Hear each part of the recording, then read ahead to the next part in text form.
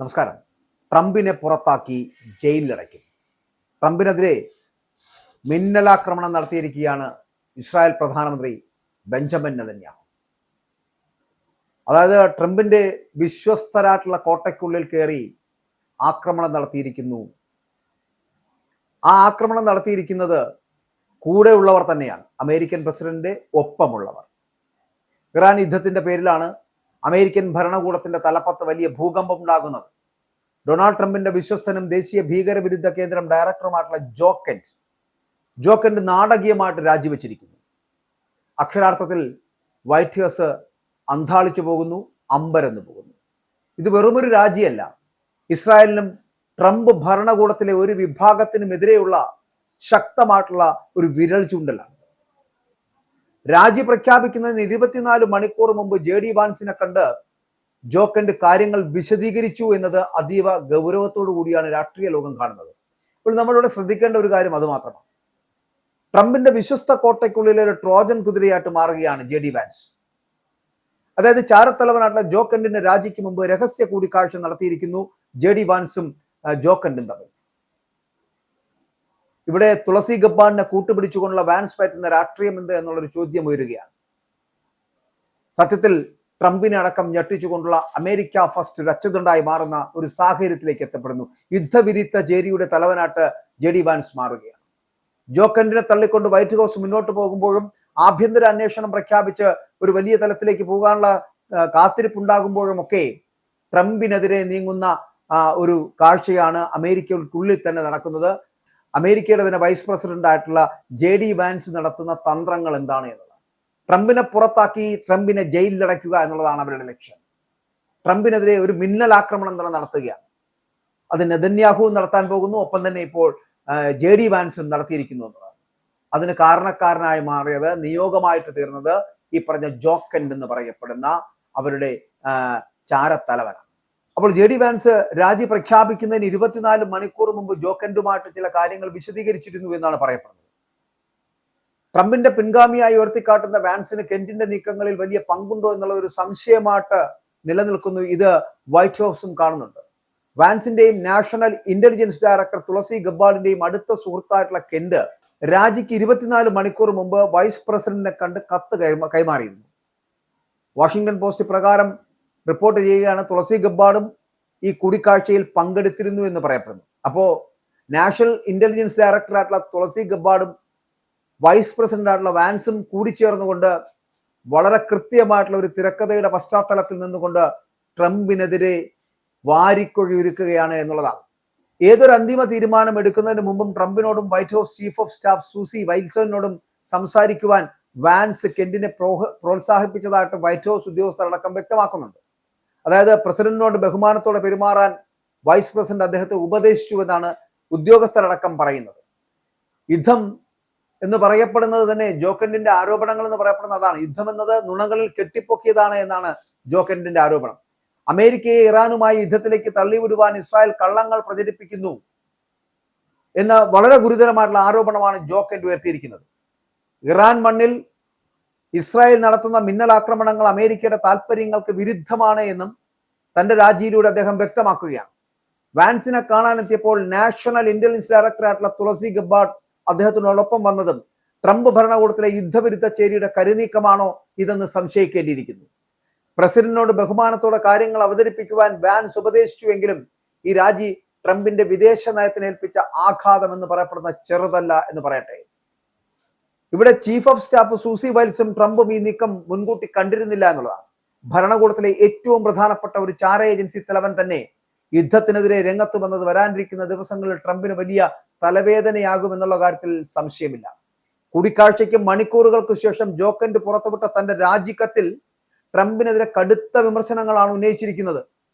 ഇസ്രായേലിന്റെയും അമേരിക്കയിലെ അവരുടെ ശക്തമായിട്ടുള്ള ലോബിയുടെയും സമ്മർദ്ദത്തിന് വഴങ്ങി ഇറാനെ ആക്രമിക്കുവാൻ ട്രംപ് ചതിക്കപ്പെട്ടിരിക്കുകയാണ് എന്നാണ് കെന്റിന്റെ ആരോപണം. അതായത് ഇസ്രായേൽ അദ്ദേഹത്തെ ചതിച്ചിരിക്കുന്നു, ഈ യുദ്ധത്തെ പിന്തുണയ്ക്കുവാൻ തന്റെ മനസാക്ഷി അനുവദിക്കുന്നില്ല എന്നാണ് കെന്റ് പറയുന്നത് രാജിക്കത്തിൽ. തെരഞ്ഞെടുപ്പ് പ്രചരണ വേളയിൽ ട്രംപ് ഉയർത്തിപ്പിടിച്ച മറ്റു രാജ്യങ്ങളുടെ ആഭ്യന്തര കാര്യങ്ങളിൽ ഇടപെടില്ല എന്ന നയത്തിൽ നിന്ന് ട്രംപ് പിന്നോട്ട് പോയതായിട്ട് കെന്റ് കുറ്റപ്പെടുത്തുകയാണ്.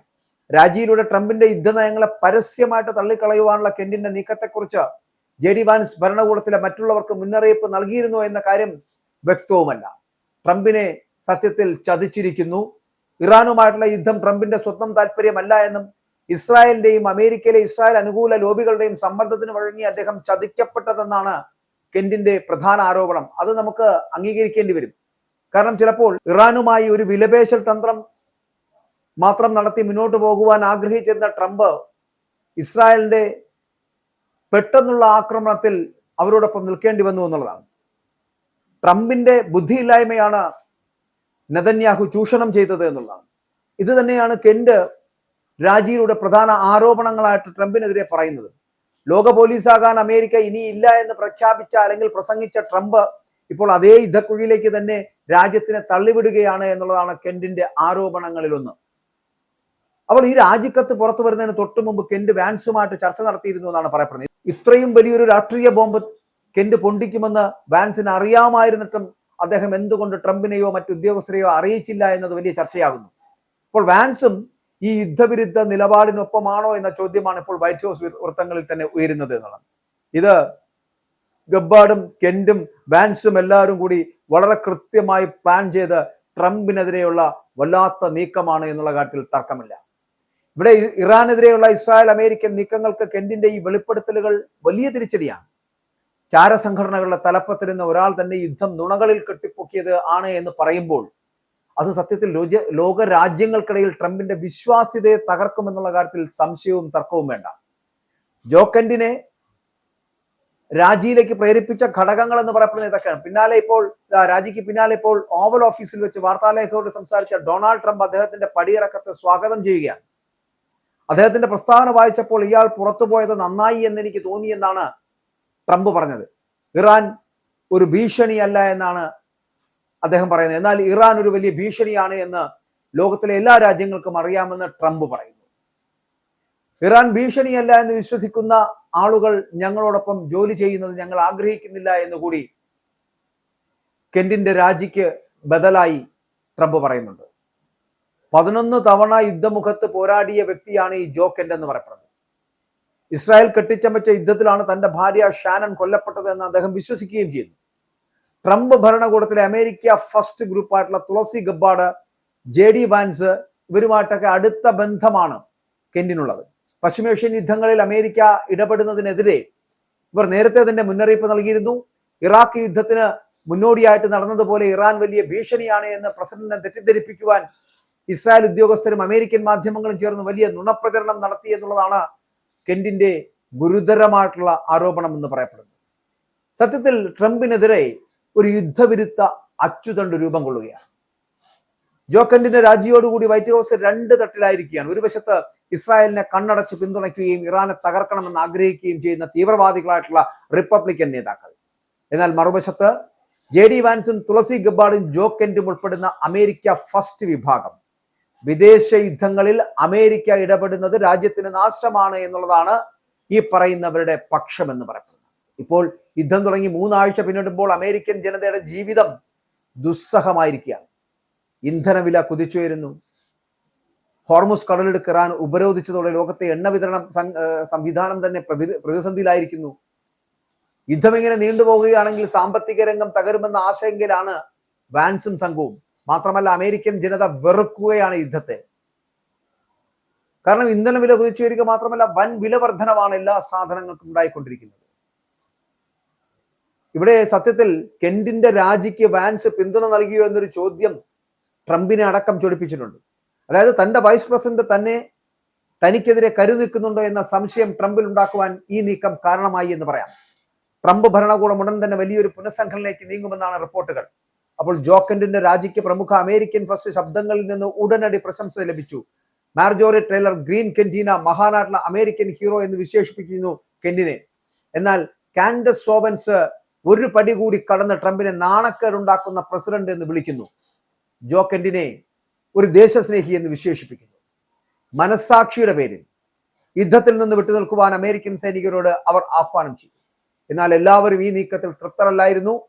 ഇറാൻ ആണവായുധം നിർമ്മിക്കുവാൻ പോകുന്നു എന്ന അടിയന്തര ഭീഷണി നിലനിൽക്കുന്നുണ്ട് എന്ന ട്രംപ് ഭരണകൂടത്തിന്റെ അവകാശവാദം സ്പീക്കർ ജോൺസൺ വീണ്ടും ആവർത്തിക്കുകയും ചെയ്യുന്നുണ്ട്. എന്നാൽ ഇറാന്റെ ആണവ പദ്ധതി അമേരിക്ക തകർത്ത് തരിപ്പണമാക്കി എന്ന് കഴിഞ്ഞ വേനൽക്കാലത്ത് ട്രംപ് തന്നെ അവകാശപ്പെട്ടിരുന്നു എന്നതാണ് ഒരു വൈരുദ്ധ്യമായിട്ട് ഇപ്പോൾ മുന്നിൽ നിൽക്കുന്നത്. അപ്പോൾ നുണകൾ കൊണ്ടുണ്ടാക്കിയതാണോ ഈ യുദ്ധമെന്ന് കെന്റിന്റെ ചോദ്യം പ്രസക്തമാകുന്നു. കെന്റിന്റെ ഉറ്റ സുഹൃത്തുക്കളായിട്ടുള്ള വൈസ് പ്രസിഡന്റ് JD വാൻസും ഇന്റലിജൻസ് മേധാവിയായിട്ടുള്ള തുളസി ഗബ്ബാർഡും ഈ വിഷയത്തിൽ എന്ത് നിലപാടും എടുക്കുന്നു എന്നുള്ളത് ലോകം ഉറ്റുനോക്കുകയാണ്. ട്രംപിന്റെ യുദ്ധ നയങ്ങളെ ഇവർ ഉള്ളാലെ എതിർക്കുന്നുണ്ട് എന്നുള്ള സൂചനകൾ പുറത്തു വന്നതോടെ ഭരണകൂടം സത്യത്തിൽ വലിയൊരു പിളർപ്പിലേക്ക് നീങ്ങുകയാണ് എന്ന് പറയേണ്ടിയിരിക്കുന്നു. ഇവിടെ ഇസ്രായേൽ ലോബിയുടെ സ്വാധീനമാണ് ചർച്ച ചെയ്യപ്പെടുന്നത്. അമേരിക്കയുടെ താല്പര്യങ്ങളെക്കാൾ ഇസ്രായേലിന്റെ താല്പര്യങ്ങൾക്കാണ് ട്രംപ് മുൻഗണന നൽകുന്നത് എന്ന കെന്റിന്റെ വെളിപ്പെടുത്തൽ വരാനിരിക്കുന്ന തെരഞ്ഞെടുപ്പുകളിൽ വലിയ സ്വാധീനം ചെലുത്തുമെന്നുള്ള കാര്യത്തിൽ തർക്കമില്ല. ഇന്ധനവില വർധനവും യുദ്ധഭീഷണിയും അമേരിക്കൻ ജനതയെ ട്രംപിനെതിരെ തിരിക്കാൻ ഈ അമേരിക്ക ഫസ്റ്റ് ഗ്രൂപ്പ് ശ്രമിക്കുന്നുണ്ട് എന്നുള്ളതാണ്. ഇവിടെ ഇറാൻ ആക്രമണത്തിന്റെ പേരിൽ രാജിവെച്ച മുതിർന്ന സുരക്ഷാ ഉദ്യോഗസ്ഥൻ ജോ കെന്റിന്റെ വെളിപ്പെടുത്തലുകൾ ഉണ്ടാക്കിയ ഒരു ആഘാതം അത് കുറയ്ക്കുവാൻ വേണ്ടിയിട്ട് വൈറ്റ് ഹൗസ് തീവ്ര ശ്രമം തുടങ്ങിക്കഴിഞ്ഞു.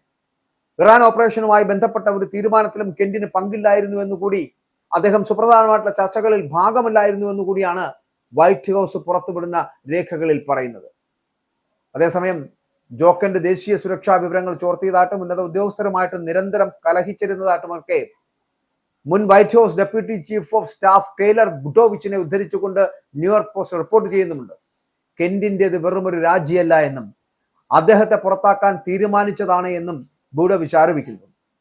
വിവരങ്ങൾ ചോരുന്നത് തടയാൻ വേണ്ടിയിട്ട് വൈറ്റ് ഹൗസ് ഇപ്പോൾ ആഭ്യന്തര അന്വേഷണത്തിന് ഉത്തരവിട്ടിരിക്കുന്ന ഒരു സാഹചര്യമാണ്. ജോക്കന്റെ ഒരു ഉന്നത ഉദ്യോഗസ്ഥനായിരുന്നുവെങ്കിലും ഇറാൻ ആക്രമണത്തിന്റെ തന്ത്രങ്ങൾ മെനഞ്ഞ കൂട്ടത്തിൽ ഇയാൾ ഇല്ലായിരുന്നു എന്നാണ് പ്രസ് സെക്രട്ടറി കരോലിൻ ലീവിറ്റ് പറയുന്നത്. കെന്റിന്റെ വാക്കുകൾക്ക് അമിത പ്രാധാന്യം നൽകേണ്ടതില്ല എന്നും അദ്ദേഹത്തിന്റെ കാര്യങ്ങൾ വ്യക്തമല്ലായിരുന്നുവെന്നുമാണ് വൈറ്റ് ഹൗസിന്റെ നിലപാട്.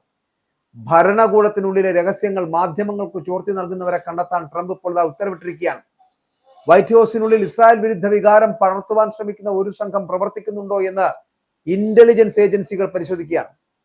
ജോക്കന്റിന്റെ ഈ നീക്കം ഇത്തരമൊരു ഗൂഢാലോചനയുടെ ഭാഗമാണോ എന്നാണ് ഇപ്പോൾ സംശയിക്കുന്നത്. കെന്റിനെ പുറത്താക്കാൻ ഇരിക്കുകയായിരുന്നു എന്ന വെളിപ്പെടുത്തൽ പുറത്തു വന്നതോടെ അദ്ദേഹത്തെ പിന്തുണച്ച JD വാൻസ് പ്രതിരോധത്തിലായിരിക്കുകയാണ് എന്നുള്ളതാണ്. ഒരു ലീക്കറെ വാൻസ് എന്തിനാണ് സഹായിച്ചത് എന്ന ചോദ്യം ട്രംപ് അനുകൂലികൾ ഉയർത്തുന്നുമുണ്ട്. വരാനിരിക്കുന്ന ദിവസങ്ങളിൽ കൂടുതൽ ഉദ്യോഗസ്ഥർ പുറത്താക്കപ്പെടുവാനോ രാജിവെക്കുവാനോ സാധ്യതയുണ്ടെന്ന് പറയപ്പെടുന്നു. പക്ഷേ വരാനിരിക്കുന്ന തെരഞ്ഞെടുപ്പ് ട്രംപിന് നൽകാൻ പോകുന്നത് ഇതിനെക്കാട്ടിലും കടുത്ത ശിക്ഷയായിരിക്കും. ചിലപ്പോൾ ഈ പ്രസിഡന്റ് പദവിയിൽ ഇരുന്നു കൊണ്ട് തന്നെ ഈ ഭരണം പൂർത്തിയാക്കാൻ കഴിയാതായി പോകുന്ന ഒരു സാഹചര്യം ട്രംപിനുണ്ടായേക്കാം. അങ്ങനെയാണെങ്കിൽ ഈ അമേരിക്ക ഫസ്റ്റ് എന്ന് പറയപ്പെടുന്ന ഗ്രൂപ്പ് ട്രംപിനെ പുറത്താക്കി ജയിലിലടയ്ക്കുക തന്നെ ചെയ്യും. ഇവിടെ നെതന്യാഹുവും ഇസ്രായേലും ഒക്കെ നടത്തുന്ന ആക്രമണങ്ങളെക്കാൾ വലിയ ആക്രമണം അദ്ദേഹത്തിനോടൊപ്പം നിൽക്കുന്ന വൈസ് പ്രസിഡന്റ് അടക്കം ചെയ്യുന്നു എന്നുള്ളതാണ് യാഥാർത്ഥ്യം. എന്തുകൊണ്ട് എന്ന് പറഞ്ഞാൽ അമേരിക്കൻ ജനത ആഗ്രഹിക്കാത്ത ഒരു യുദ്ധം അവരുടെ തലയിൽ ട്രംപ് അടിച്ചേൽപ്പിച്ചതിനാണ് ഈ വിധിയെഴുത്ത്.